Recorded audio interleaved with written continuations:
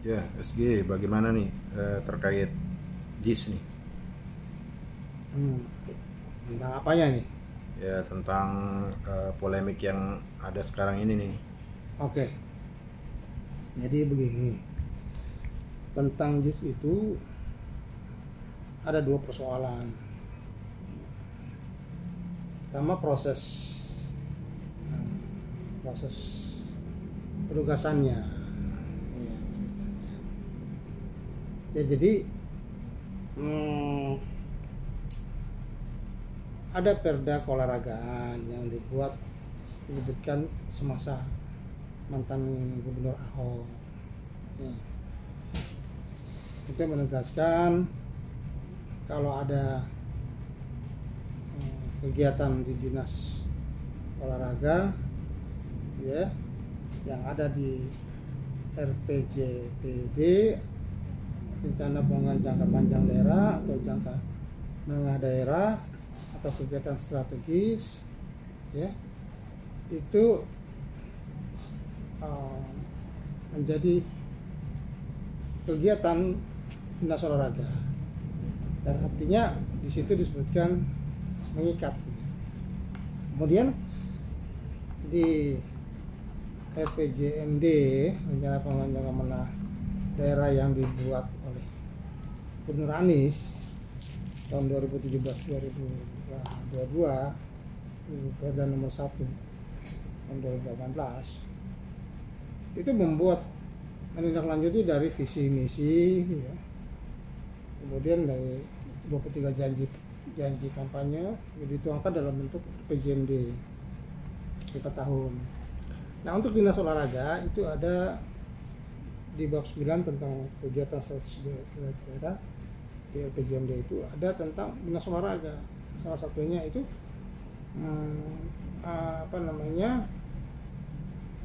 pembangunan stadion olahraga bertaraf internasional direncanakan pada lokasi Taman Demi ya, sebagai pengganti stadion sepak bola Lebak Bulus. Nah, Lebak Bulus itu dulu stadion olahraga base campnya Persija. Nah, kemudian menjadi depo MRT. Terus kemudian bagaimana stadion itu dibangun? Dan di Perda itu disebutkan stadion itu memanfaatkan lahan seluas 66 hektar ya. Kemudian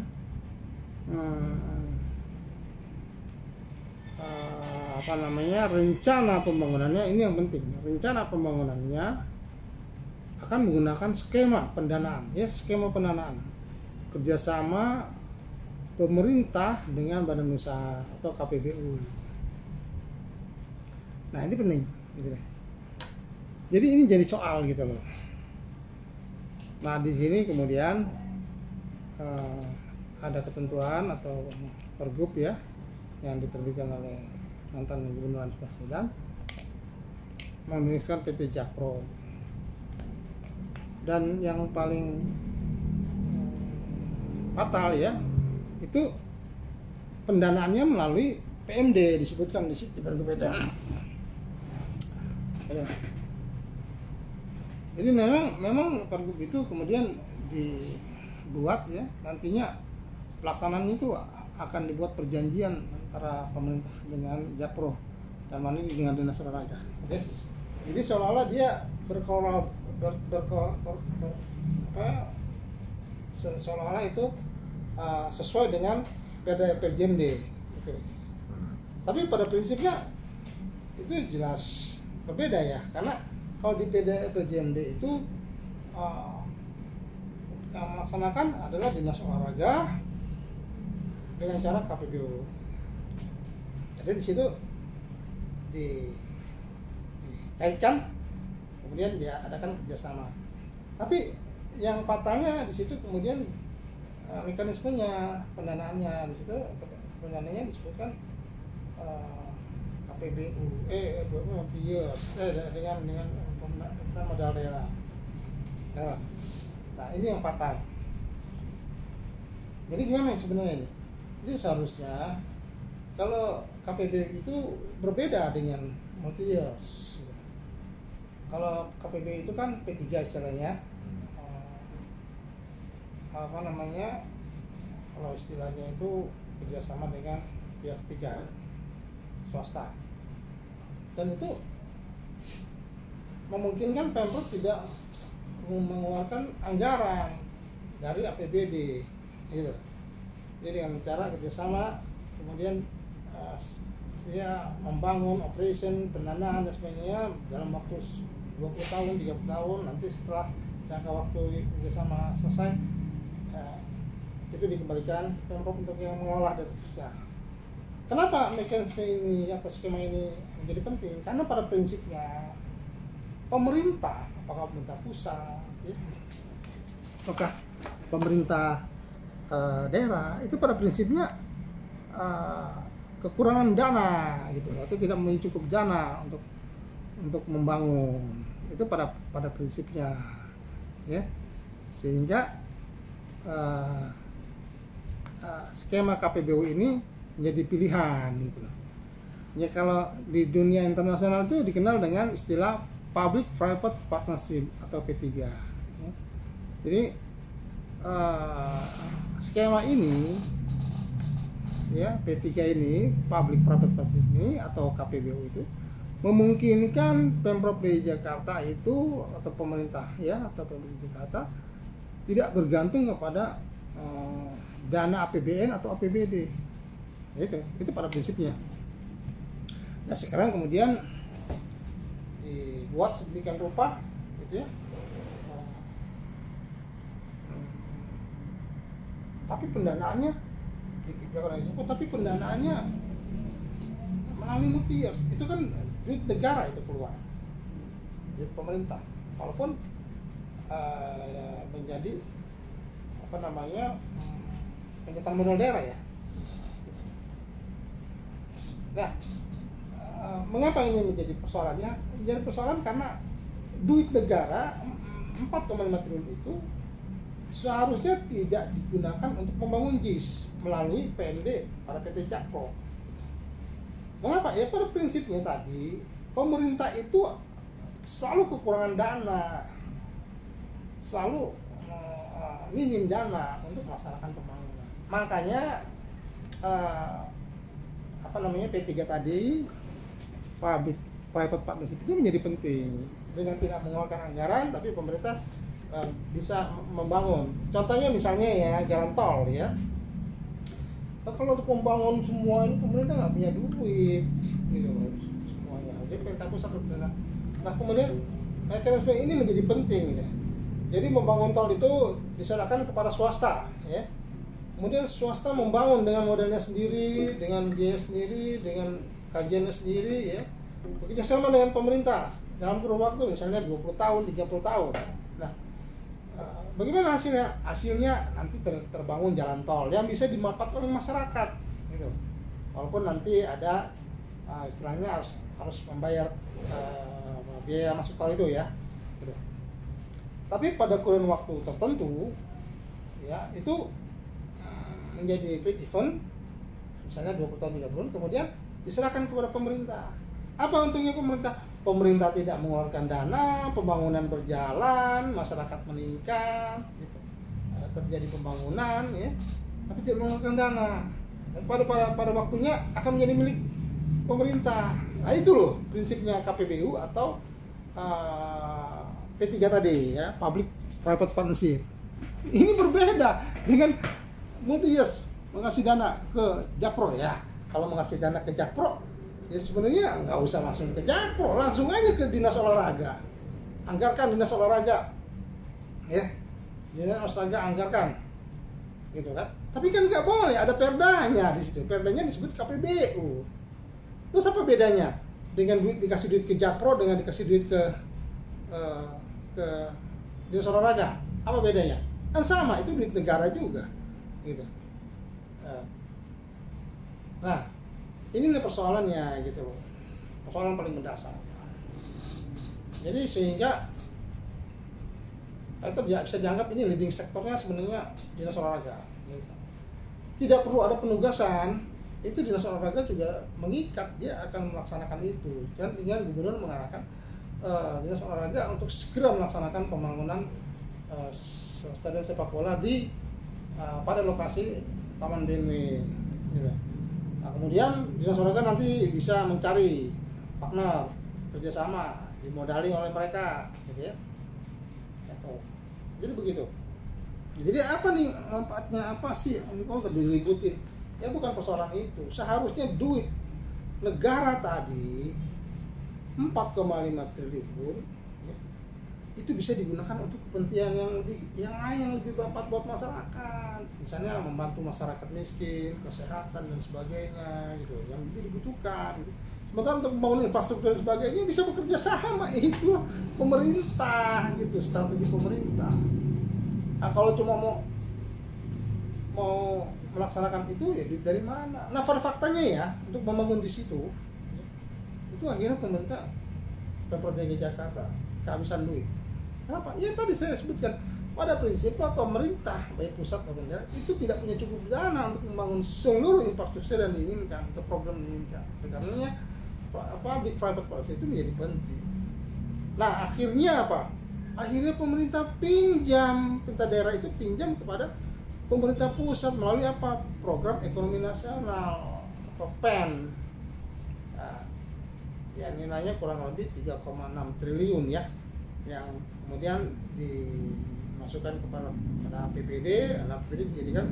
Nah, artinya apa? Kalau tidak ada PEN, ya JIS itu nggak bisa bergerak, nggak bisa jalan, mangkrak gitu. Kenapa? Ya karena tadi Pemprov nggak punya cukup duit. Nah, itulah salah satu contohnya ya. Jadi itu yang paling penting sebenarnya. Terus kemudian kedua, terjadi masalah-masalah dalam proses pembangunannya gitu lah. Itu sebenarnya adalah akibat dari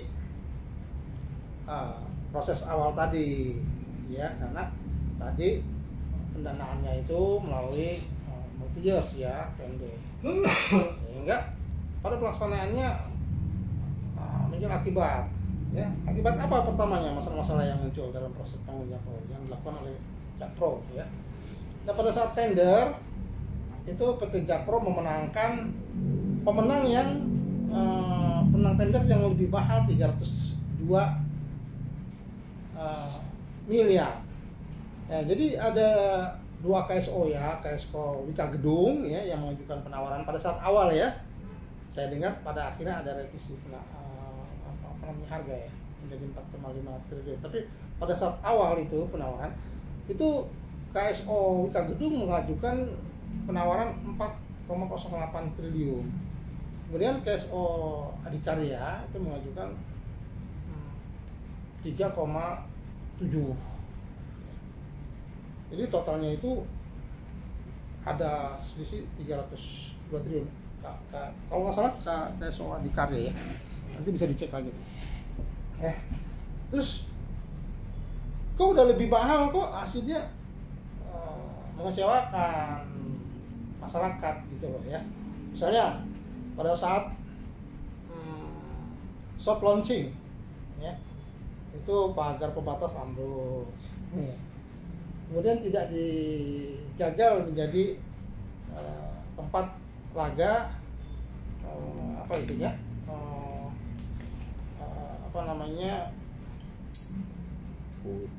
kos apa itu? World Cup. Ya, yang PSSI bilang tidak memenuhi syarat itu, ya kan? Antara Indonesia dengan apa itu kos susah namanya itu ya. Nah, kemudian pada saat konser Dani Dewa. Itu banyak informasi atau berita di media itu masuknya dan keluarnya itu menjadi padat ya, sehingga untuk keluar ya untuk ini susah gitu ya. Nah, memang pada faktanya di JIS itu ya, kalau saya ini kan tinggal di Tanjung Priok ya, saya tahu betul ya. JIS itu ya akses masuknya itu cuma dari satu depan jalan itu, namanya jalan Sunter itu ya, yang depannya itu ada dulu mau dibangun ITN. Cuma dari situ, cuma dari depan itu Di samping kanannya nggak bisa untuk akses masuk ke JIS itu. Kenapa? Di situ rel kereta. Salah-salah kelindes kereta. Kalau ada kereta lewat mau masuk dari sebelah kanan itu rel kereta, nggak bisa untuk akses masuk. Di belakangnya itu waduk. Salah-salah nyemplung ke waduk itu. Sebelah kirinya itu perbatasan dengan penduduk yang tinggal, ya ada kali di sana. Jadi praktis masuknya lewat depan. Nah bayangkan kalau akses masuk dan keluarnya itu cuma satu jalan itu. Kalau dengan stadion Gelora itu kan bisa kita lihat ya, dari kiri, kanan, samping, depan, belakang itu bisa akses semua. Artinya 8 penjurangan dia bisa.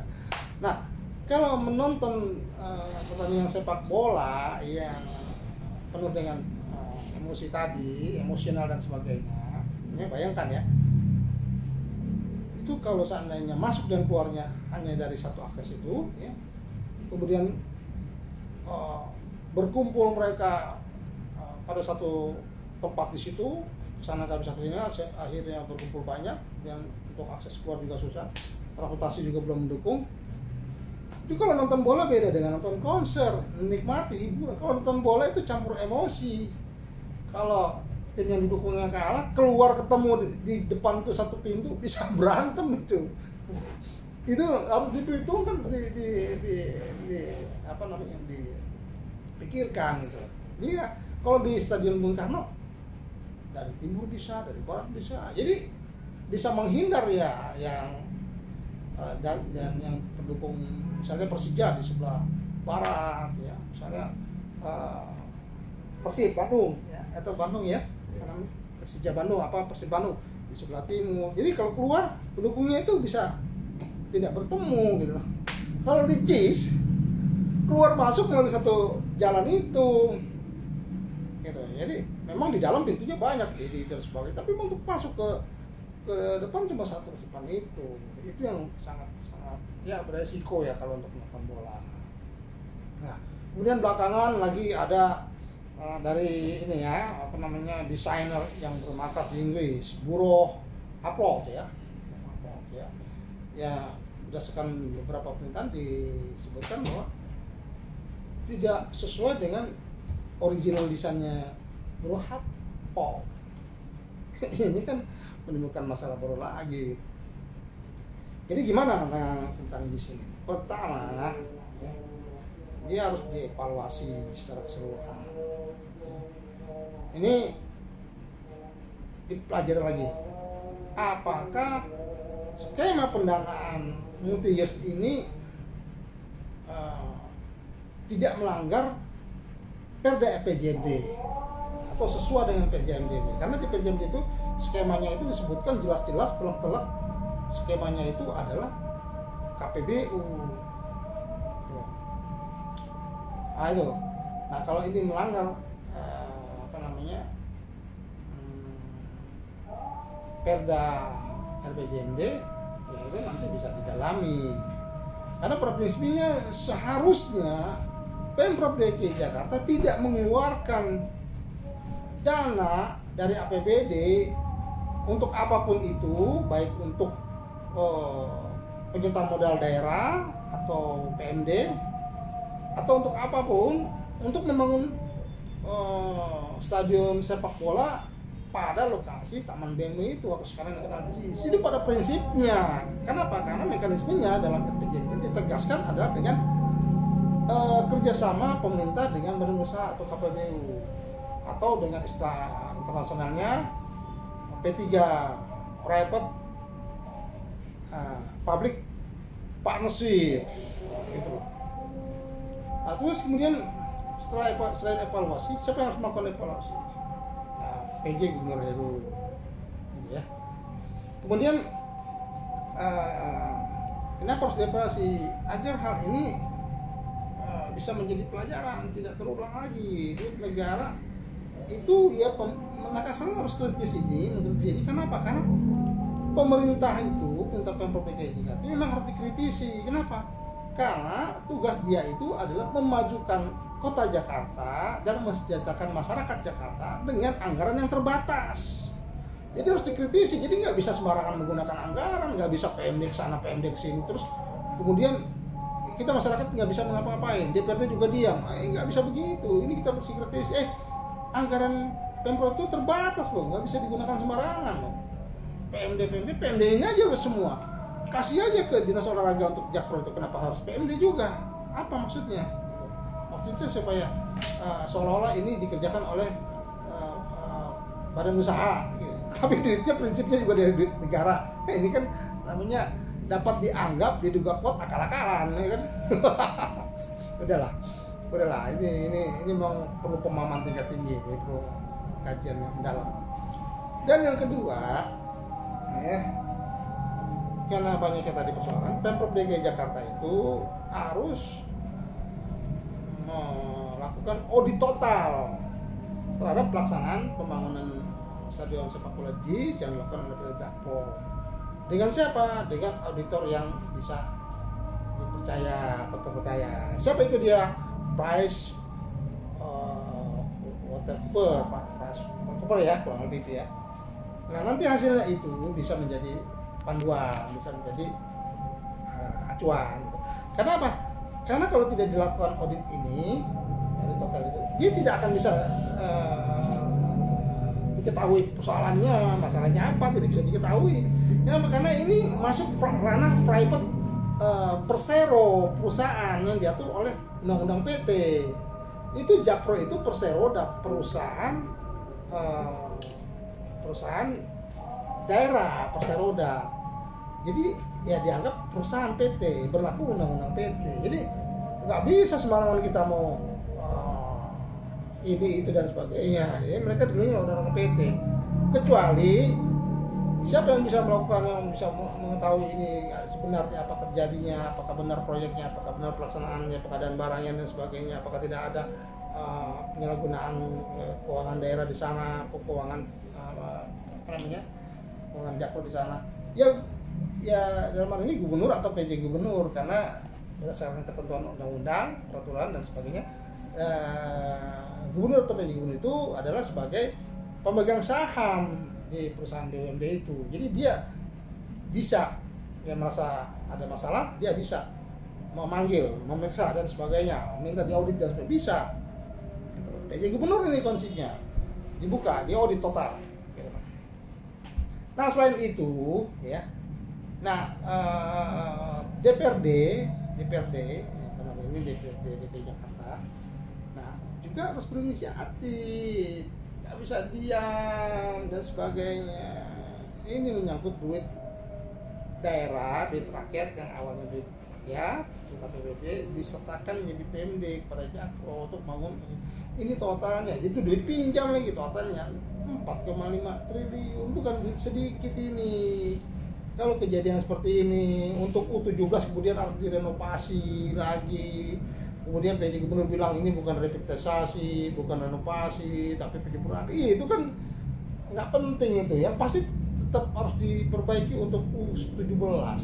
U17 ini masih walaupun Piala Dunia tapi kan umur yang ya baru-baru ya, jadi masih belum terlalu. Coba kalau untuk pertandingan yang besar ya misalnya Persija lawan Persib Bandung, atau misalnya pertandingan kayak kemarin tuh Indonesia lawan Argentina sebenarnya dengan kondisi yang seperti itu, apa nggak ngeri-ngeri sedap juga itu ya. Jadi ini harus DPRD harus berinisiatif ya. Caranya bagaimana? Ya bentuk pansus pembangunan sepak bola, ya stadion sepak bola JIS pada lahan pada lokasi Taman BMW. Kenapa pansus? Pansus nanti bisa melihat apakah ini sesuai ketentuan peraturan, apakah ada rekayasa sehingga rekayasa ketentuan peraturan gitu, seolah-olah jadi nggak melanggar, itu diserahkan oleh Jakpro kemudian pakai di APBD ya, itu nanti pansus sama kita. Kemudian dalam proses pelaksanaannya apakah sudah benar, kenapa kontrak bisa lebih mahal awalnya 300 miliar, pengadaannya siapa yang mengadakan, siapa yang membeli barang, adakah nanti keterlibatan oknum-oknum tertentu yang memanfaatkan pekerjaan ini, misalnya ya KKN dan sebagainya, itu nanti insan pansus bisa mengungkap, dan audit total juga bisa mengungkap itu. Nah kalau semuanya sudah dilakukan, transparan dan sebagainya, kemudian bisa dibangun ke publik bahwa pelaksanaan PT Jakpro itu sesuai aturan, kemudian tidak ada masalah dan sebagainya, ya. Tapi kan faktanya memang ada masalah, ya, masalah tentang tadi itu harus dilepas dari ini. Sebenarnya sangat disayangkan dengan anggaran besar itu, ya, pelaksanaannya kemudian masih belum bisa digunakan, masih harus direnovasi. Itu bagaimana perencanaan sejak awalnya, bagaimana kajian kajian kelayakannya gitu, ya. Ini kan merugikan semua pihak. Barangkali itu, ya, tentang GIS. Ini memang cukup panjang, ya. Memang harus dijelaskan, sebenarnya dirinci lagi banyak, tapi ya kurang lebih begitu. Nah, kalau nanti dalam prosesnya nanti diketahui ya terjadi penyimpangan dan sebagainya, ya baik pansus yang dibentuk oleh DPRD atau PJ Gubernur Heru itu juga harus menyampaikan ini kepada pihak yang berwenang atau aparat penegak hukum, ya, agar ke depan ini segala sesuatunya bisa lebih transparan dan hati-hati dalam menggunakan pengelolaan keuangan daerah. Barangkali demikian tentang persoalan GIS. Terima kasih. Assalamualaikum warahmatullahi wabarakatuh. Waalaikumsalam warahmatullahi wabarakatuh.